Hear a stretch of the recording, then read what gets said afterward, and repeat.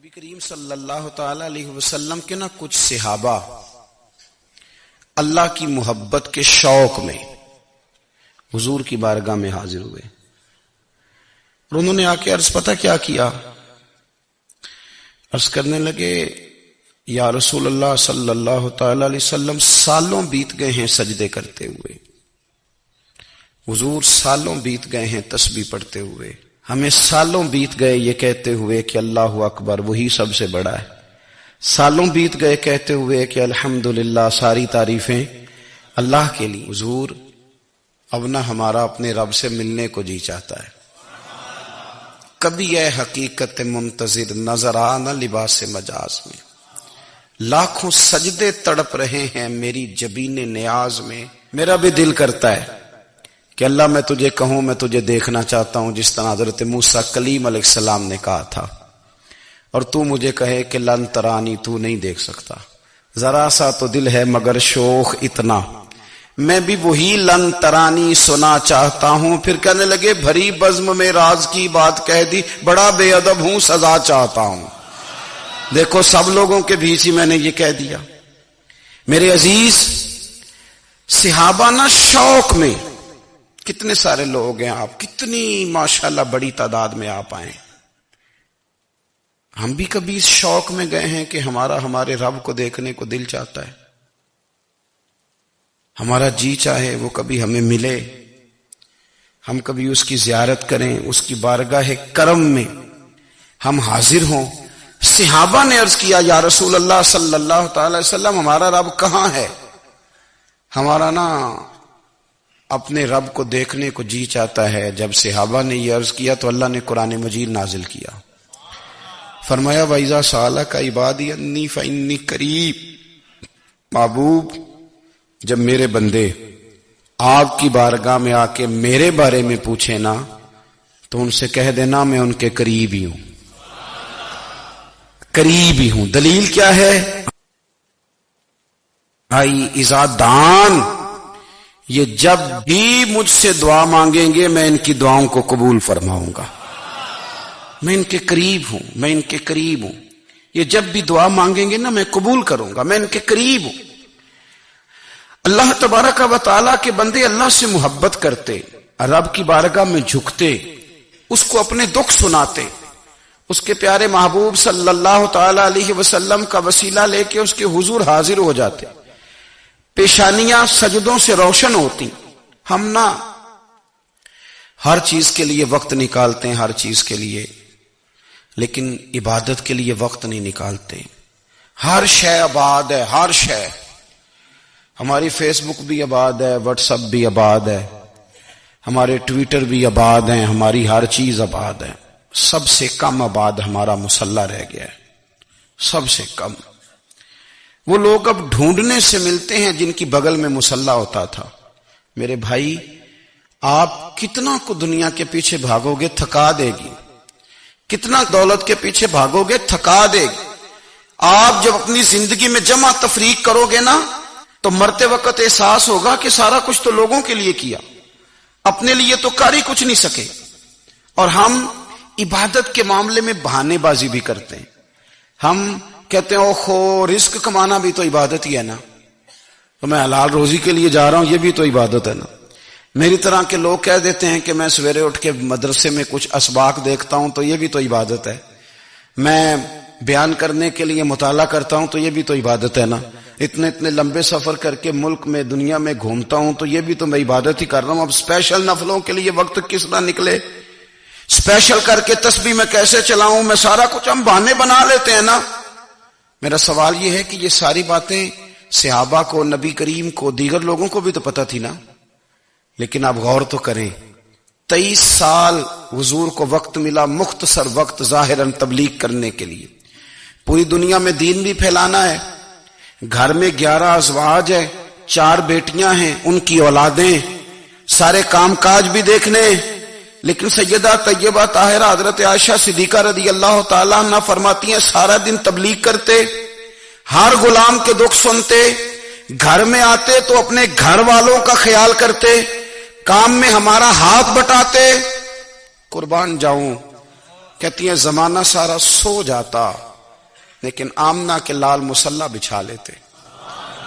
دنیا سو گئی ساری، سب سو گئے، جو خدام تھے، وہ جو غلام تھے، وہ سو گئے. صحیح مسلم میں لفظ ملیں گے، سیدہ پاک فرماتی ہیں او میرے نبی کے غلاموں، میں نے یہ رنگ بھی دیکھا ہے کہ حضور نے اتنا کھڑے رہے، اتنا قیام کیا، اتنا قیام کیا کہ مقدس پیروں میں ورم آ گئے، سوج گئے پیر. کوئی نہیں بتا سکتا. بچوں کی روٹی کماتے تھک گئے، بات الگ ہے. ہم سیر کرنے گئے تو تھک گئے، بات الگ ہے. لیکن عبادت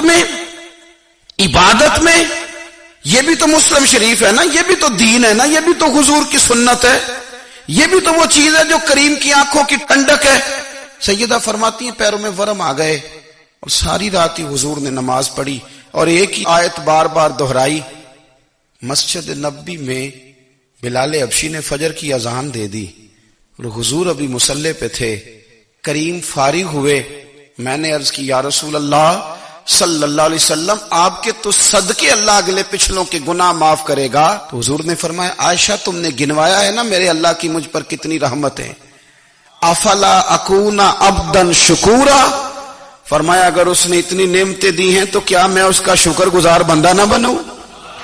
میں شکر گزار بندہ نہ بنوں اس کا؟ پھر اگر اتنی نعمتیں اس نے دی ہیں، مجھے اتنا نوازا ہے، تو پھر میں اس کے سامنے سجدے نہ کروں؟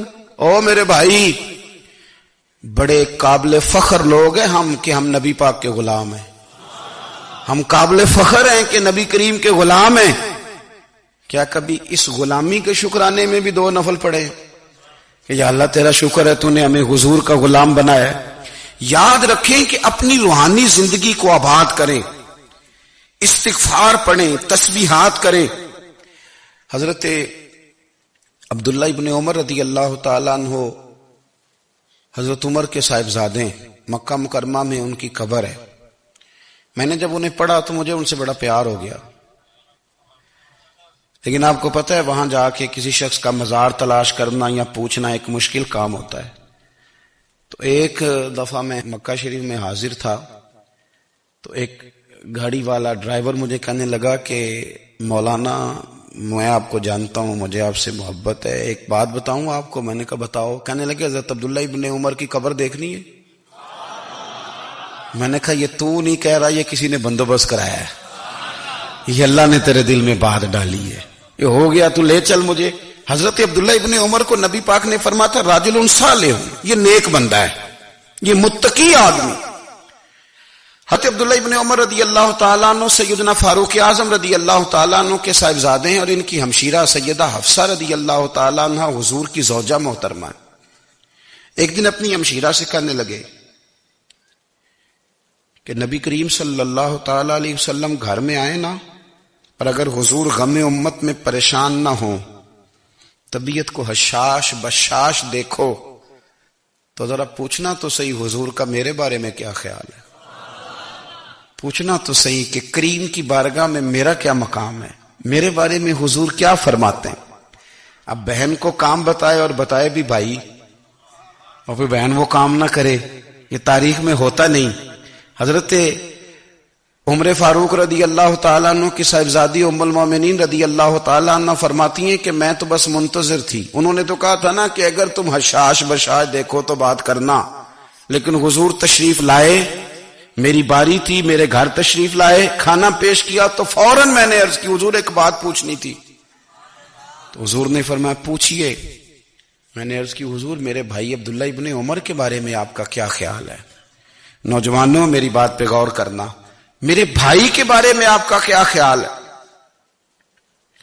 تو نبی کریم صلی اللہ تعالی علیہ وآلہ وسلم نے میری طرف دیکھا اور پھر حضور زیر لب تھوڑا مسکرائے. اور بریلی کے امام کہتے ہیں کہ حضور مسکرا دیتے تھے نا تو جو بڑا دکھی ہوتا تھا وہ بھی ہنس پڑتا تھا. اب سوال پیدا ہوتا تھا کہ پھر تو اس مسکراہٹ کے لیے انتظار کرنا پڑتا ہوگا کئی مہینے کہ حضور مسکرائیں تو رونے والے ہنسیں. تو اعلیٰ حضرت فرماتے نہیں، انتظار نہیں کرنا پڑتا، یہ مسکراتے رہنا تو حضور کی عادت ہے. جس کی تسکین سے روتے ہوئے ہنس پڑے اس تبسم کی عادت پہ لاکھوں سلام. یعنی یہ تو عادت ہے حضور کی مسکراتے رہنا، اس کے لیے انتظار نہیں کرنا پڑتا. بھائیوں آپ خیال رکھیں گے، غور کریں گے، حضرت عبداللہ ابن عمر رضی اللہ تعالیٰ عنہ کے بارے میں پوچھا تو سیدہ فرماتی ہیں کہ نبی کریم صلی اللہ تعالی علیہ وسلم نہ زیر لب مسکرائے اور فرمایا حفصہ تیرا بھائی ہے تو اچھا، لیکن میں نے سنا ہے کہ عشاء کی نماز پڑھتا ہے تو فجر تک سویا ہی رہتا ہے۔ او نوجوانوں، 10 بجے تک سونے کی بات نہیں ہوئی، 9 بجے تک سونے کی بات نہیں ہوئی، 11 بجے اٹھنے کی بات نہیں۔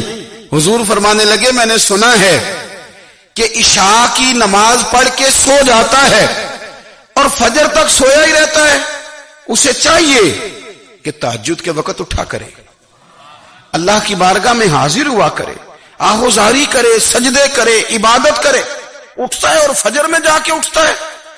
حضرت جناب حفصہ رضی اللہ تعالیٰ عنہ کہتی ہے میں نے جناب عبداللہ ابن عمر کو پیغام دیا اور میں نے کہا میرے جوان بھائی سن، نبی پاک نے فرمایا ہے تو اچھا پر تہجد میں نہیں اٹھتا، نفل نہیں پڑھتا۔ او میری ملت کے جوانوں، مزہ نہیں آ جاتا جب ساری دنیا سوئی ہو، ساری دنیا، اور بستر بھی گرم ہو اور نیند بھی پورا غلبہ کر رہی ہو، اور اچانک گھنٹی بجے دماغ میں، آنکھ کھلے، گھڑی پہ نظر پڑے، 3:30 4 بجے کا پیغام گھڑی بتائے، اور کوئی چڑھتی جوانی والا اٹھ کے وضو کرے، اور جب وہ مصلی کھول کے بچھائے تو مدینے والے محبوب کہتے ہیں کہ ہر نماز پہ رب ثواب دیتا ہے، اور جو اٹھ کے تہجد کی نماز پڑھے اسے دیکھ کے تو رب مسکراتا ہے، جو اس کی شان کے لائق ہے، جو اس کی شان کے لائق، وہ مسکراتا ہے، خوش ہوتا ہے کہ میرا بندہ تہجد میں اٹھ گیا، وہ مسکراتا ہے۔ کاش ہماری صبحیں کبھی اپنے مالک کے نام ہو جائے۔